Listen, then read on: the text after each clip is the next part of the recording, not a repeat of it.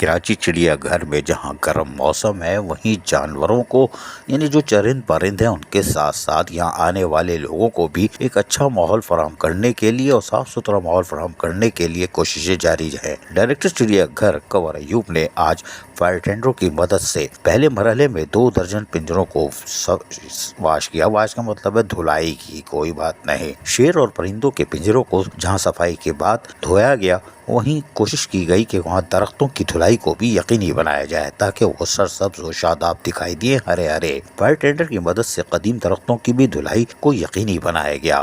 Director چڑیا گھر کنور ایوب نے کہا کہ پنجروں کے بارڈرز کی تیزاب اور سرف سے صفائی کی گئی ہے تاکہ وہ صاف ستھرے اور اجلے دکھائی دیں۔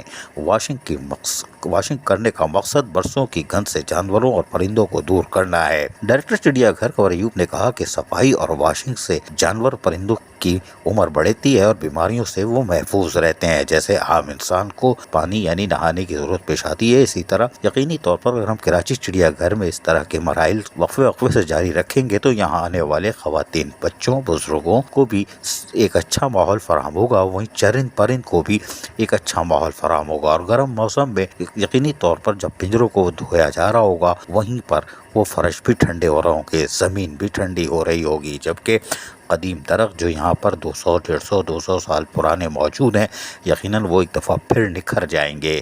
اور یقینی طور پر کراچی چڑیا گھر میں کم از کم 3 درخت تو ایسے ہیں جو کہ انتہائی نایاب ہیں، اور اس کے بارے میں اگر نہ دیکھ جانا تو پھر آپ نے کچھ نہیں جانا۔ اور یہ تو یونیورسٹی کے طلباء و طالبات ان کے لیے بہت اہم ہے۔ بہرحال کراچی چڑیا گھر میں آج یقینی طور پر ایک اہم کام انجام دیا گیا اور یہ وقفے سے جاری رہے گا اور رہنا بھی چاہیے۔ عزیز عارف، KBS بلیاتی نیوز کراچی۔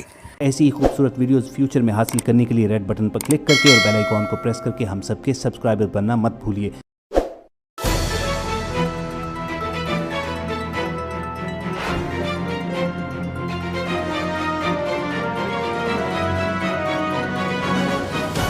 KBS بلدیاتی نیوز۔